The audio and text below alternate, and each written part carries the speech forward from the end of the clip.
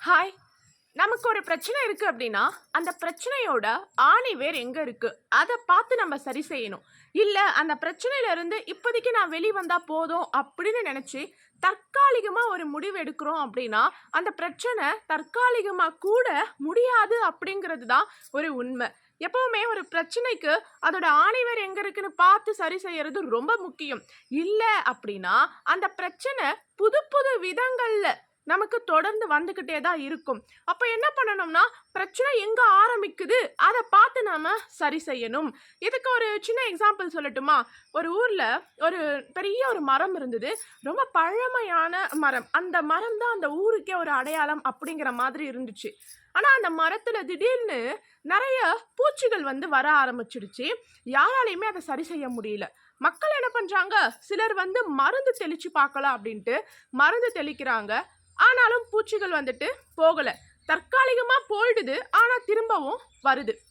சில மக்கள் என்ன பண்றாங்க, புகை மூட்டி பார்க்கலாம் அப்படின்ட்டு மரத்துக்கடியில இருந்து நெருப்பு வச்சு புகைய மூட்டி விடுறாங்க. அப்பவும் அந்த பூச்சிகள் போகுது. ஆனா திரும்பவும் வந்துடுது. இதே மாதிரி புது புது விதங்கள்ல வந்துட்டு அந்த பூச்சிகள வந்து விரட்ட முயற்சி பண்றாங்க. தண்ணி வந்துட்டு பீய்ச்சி அடிக்கிறாங்க. பட் எல்லாமே வந்துட்டு தற்காலிகமா தான் வந்து பலன குடுக்குது. கொஞ்ச நாளுக்கு வந்து பூச்சிகள் இல்லாம இருக்கு. ஆனா மறுபடியும் வந்துடுது. ஸோ இப்படியே போயிட்டு இருக்கும் பொழுது ஒரு ஞானி வந்து வராரு. அவர் வந்து பார்க்குறாரு. நீங்க அந்த பூச்சிகள விரட்ட தானே பார்த்தீங்க. அந்த பூச்சிகள் எங்க இருந்து வருது அப்படிங்கிறது உங்களுக்கு தெரியுமா? அப்படின்னு கேட்குறாரு. மக்கள் எல்லாருமே ஒண்ணும் தெரியாம முழிக்கிறாங்க. அப்போ அந்த ஞானி சொல்றாரு, முதல்ல பூச்சிகள் எங்க இருந்து வருது அத கண்டுபிடிங்க. அத கண்டுபிடிச்சா தான் அதுங்கள வராம தடுக்க முடியும் அப்படின்னு சொல்றாரு. சுத்தி சுத்தி பார்க்குறப்போ அந்த மரத்தை விட்டு கொஞ்சம் தூரத்துல பூமிக்கு அடியில ஒரு ஆழமான துளை. அந்த துளையில இருந்து தான் இந்த பூச்சிகள் எல்லாமே அந்த மரத்துக்கு வருது.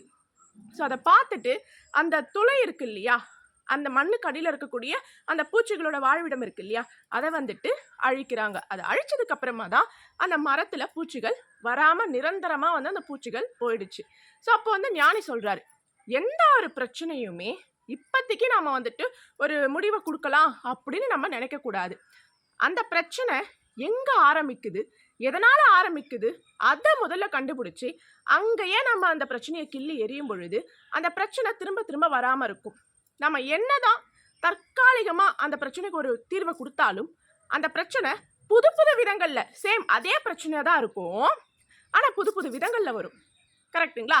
அப்ப என்ன பண்ணணும், எந்த ஒரு பிரச்சனையில இருந்தும் இப்போதைக்கு நம்ம தப்பிச்சுக்கலாம் அப்படின்னு மட்டும் நினைக்காதீங்க. முடிஞ்ச வரைக்கும் அந்த பிரச்சனையோட ஆணிவேர் எங்க இருக்கு, எங்க இருந்து ஸ்டார்ட் ஆகுது, எதனால ஸ்டார்ட் ஆகுது, அதை சரி செய்யுங்க.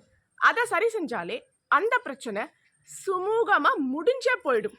திரும்பவும் உங்களுக்கு வேற விதத்துல அந்த பிரச்சனை வராது. புரியுதுங்களா உங்களுக்கு? ப்ளீஸ் தயவு செஞ்சு பிரச்சனையோட ஆணிவேரை பாருங்க. தற்காலிகமாக அதுல இருந்து தப்பிச்சுக்காதீங்க. இது உங்க லைஃபுக்கு ரொம்பவே யூஸ்ஃபுல்லா இருக்கும்னு நான் நினைக்கிறேன். உங்களோட கருத்து என்ன? கண்டிப்பா கமெண்ட் பண்ணுங்க.